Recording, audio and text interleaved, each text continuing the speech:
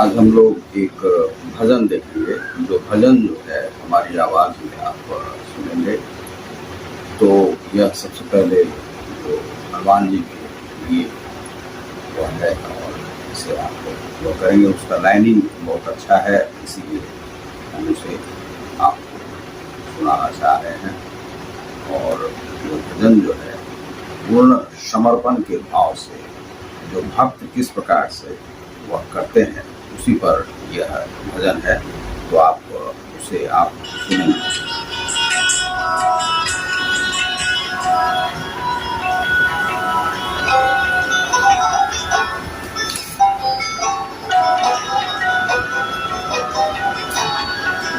मेरा आपकी कृपा से सब काम हो रहा है।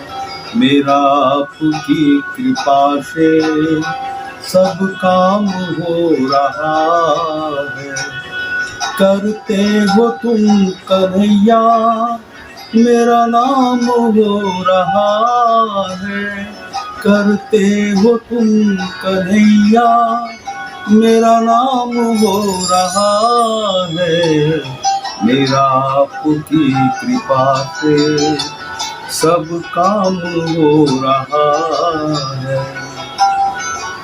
पतवार के बिना ही मेरी नाव चल रही है।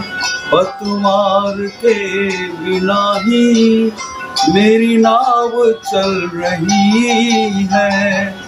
हैरान है जमाना मंजिल भी मिल रही है। हैरान है जमाना मंजिल भी मिल रही है। करता नहीं मैं कुछ भी, करता नहीं मैं कुछ भी, करता नहीं मैं कुछ भी, सब काम हो रहा है। करता नहीं मैं कुछ भी, सब काम हो रहा है। ये एक भक्त की स्थिति होती है, वही यहाँ पर इस लाइन में बताया। करता नहीं मैं कुछ भी, सब काम हो रहा है। करते हो तुम कन्हैया, ये समर्पण का भाव।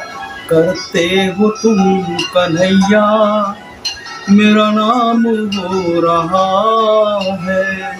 करते हो तुम कन्हैया मेरा नाम हो रहा है।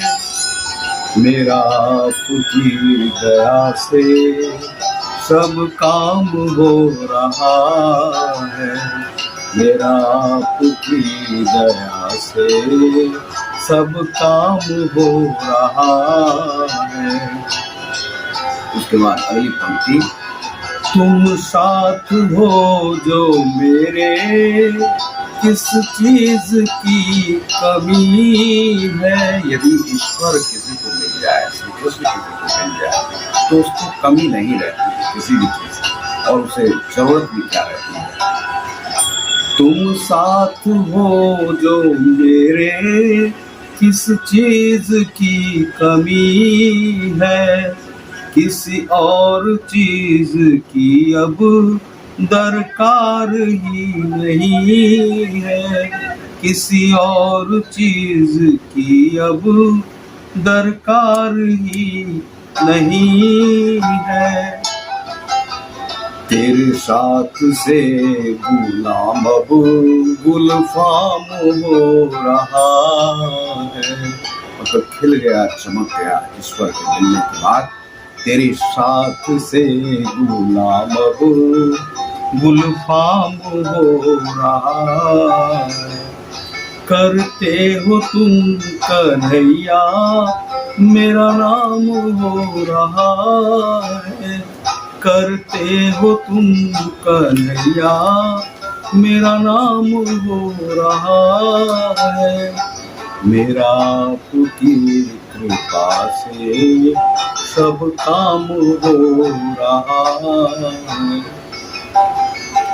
मैं तो नहीं हूँ काबिल, जब तक ईश्वर नहीं मिलता है, मनुष्य काबिल नहीं, वह उसकी काबिल वह सोचता है लेकिन काबिल रहता नहीं। मैं तो नहीं हूँ काबिल, तेरा पार कैसे पाऊं। योग मुद्रा के लिए भी, वह ईश्वर को जानने के लिए भी योग और ध्यान भी नहीं कर पाता है, उसका पार कैसे पाए। मैं तो नहीं हूँ काबिल, तेरा पार कैसे पाऊं। टूटी हुई वाणी से, यह जो वाणी है यह टूट जाती है, इसका कारण नहीं होता है। सितार वाद्य यंत्र का भी वह है, वह भी टूटा हुआ है। तो टूटी हुई वाणी से गुणगान कैसे गाऊं। टूटी हुई वाणी से गुणगान कैसे गाऊं। तेरी प्रेरणा से ही सब ये कमाल हो रहा है। तेरी प्रेरणा से ही सब ये कमाल हो रहा है। करते हो तुम कन्हैया, मेरा नाम हो रहा है। करते हो तुम कन्हैया, मेरा नाम हो रहा है।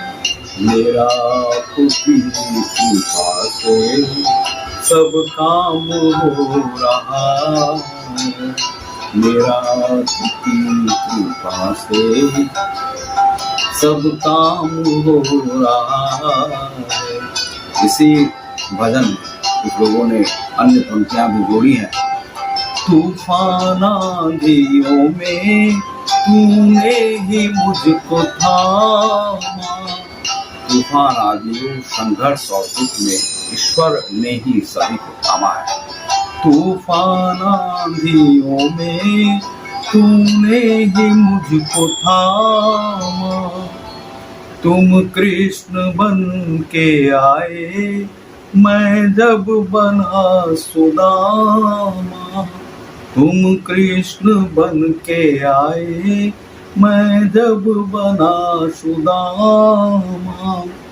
तेरा करम है मुझ पर सरेआम हो रहा है। तेरा करम है मुझ पर सरेआम हो रहा है। करते हो तुम कन्हैया, मेरा नाम हो रहा है।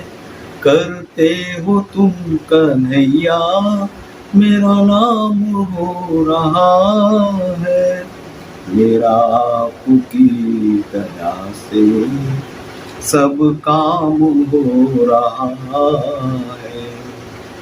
गज के रुदन पे प्यारे, हे नंगे पाँव धारे।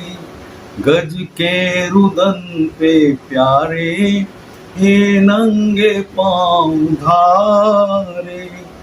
काटे थे उसके बंधन और प्राण थे बचाए। काटे थे उसके बंधन और प्राण थे बचाए। हर हाल में भगत का जो भक्ति करता है, चाहे वह हनुमान जी या आज की भक्त या क्रिया योगी, हर हाल में भक्त का सम्मान हो रहा है। भक्त का सम्मान अवश्य करें। यह श्री कृष्ण भी कहते हैं कि मेरा सम्मान जरूरी नहीं है, जिसने मुझे ध्याया है उसका सम्मान जरूरी है। हर हाल में भगत का सम्मान हो रहा है। करते हो तुम कन्हैया, मेरा नाम हो रहा है। करते हो तुम कन्हैया, मेरा नाम हो रहा है। मेरा आपकी दया से सब काम हो रहा है। मेरा आपकी दया से सब काम हो रहा है। मेरा आपकी कृपा से सब काम हो रहा है। करते हो तुम कन्हैया मेरा नाम हो रहा है। करते हो तुम कन्हैया मेरा नाम हो रहा है। मेरा आपकी कृपा से सब काम हो रहा है। मेरा आपकी दया से सब काम हो रहा है। तो ये भजन था, ये श्री कृष्ण को समर्पित है ये भजन। तो गीता का हम लोग अगला पाठ करते हैं। 18वां अध्याय है और 18वें अध्याय का 24वां श्लोक देखेंगे। सबसे पहले है 44वां श्लोक और सबसे पहले श्री हनुमान जी की वंदना। श्री गुरु चरण सरोज रज निज मन मुकुर सुधार वर्णो रघुबर विमल जसु गुरुदायक फलचार बुद्धिहीन तनु जानके सुमरो पवन कुमार बल बुद्धि विद्या देहु मोहि हरहु कलेश विकार। ओम। कृषि गोरक्ष वाणिज्यम वैश्य कर्म स्वभावजम परिचर्यात्मकम कर्म शूद्र स्यापी स्वभावजम। कृषि हल जोतना, गो गायों की रक्षा, वाणिज्यम व्यापार, वैश्य का कर्म कर्तव्य स्वभावजम स्वाभाविक परिचर्या सेवा, आत्मकम से युक्त कर्म कर्तव्य शूद्र के अपि भी स्वभाव जम स्वाभाविक। कृषि करना, गोरक्षा तथा व्यापार वैश्यों के स्वाभाविक कर्म है और शूद्रों का कर्म श्रम तथा अन्यों की सेवा करना है। यहाँ पर जो कृषि करना, गोरक्षा करना और व्यापार, ये जो है वैश्यों के कर्म में श्री कृष्ण बता रहे हैं। और शूद्रों का जो कर्म है, जो यह जाति से जो 4 वर्ण जो बनाए गए हैं, ब्राह्मण क्षत्रिय वैश्य शूद्र, तो शूद्रों का जो कर्म है वह बताया गया है कि श्रम करना, मेहनत का जो भी कार्य है, पुल बनाना, ये सब जो विकास के कार्य आते हैं, तो सबसे ज्यादा जो कार्य आता है वह शूद्रों के ही कर्म से आता है और वे मेहनत का कार्य करते हैं। दूसरा है कि शूद्रों का जो कर्म है श्रम करना और अन्यों की सेवा करना, जो पंडिताय या जो सैनिक है उनकी भी सेवा करना, क्योंकि जब देश की रक्षा होगी तभी तो सबकी रक्षा होगी और देश की रक्षा जो करे वह महत्वपूर्ण है, जो धर्म की रक्षा करे वह महत्वपूर्ण है। तो ये चारों वर्णों को, इसमें कोई विभाजन नहीं है, आप जैसे जात पात सोचते हैं वह नहीं है। यह कर्म का विभाजन जो श्री कृष्ण ने बताया है, यह योग के भी माध्यम से। अब ऐसा नहीं है कि योग शूद्र नहीं कर सकते, शूद्र ऐसा नहीं है कि नीच को शूद्र कहते हैं, ऐसा नहीं है। वह कर्म से, जो महान कर्म करने वाले हैं वे ही शूद्र हैं और वही सारे मेहनत के जितने भी कार्य हैं वह करते हैं और सबकी सेवा से इस देश का निर्माण करते हैं। भारतवर्ष ये सनातन भूमि है और यहाँ पर कर्मों का विभाजन इस प्रकार से किया गया है। कोई भी कर्म यहाँ पर नीच कर्म नहीं है, हर कर्म मानव की सेवा से जुड़ा हुआ है, यह इसलिए यहाँ पर किया गया है। अगला जो श्लोक है वह भी हम लोग देखते हैं। बहुत लोग इसे कहते हैं यह जाति में भेद है, ये लोगों ने बनाया है, यह श्री कृष्ण ने नहीं बनाया है।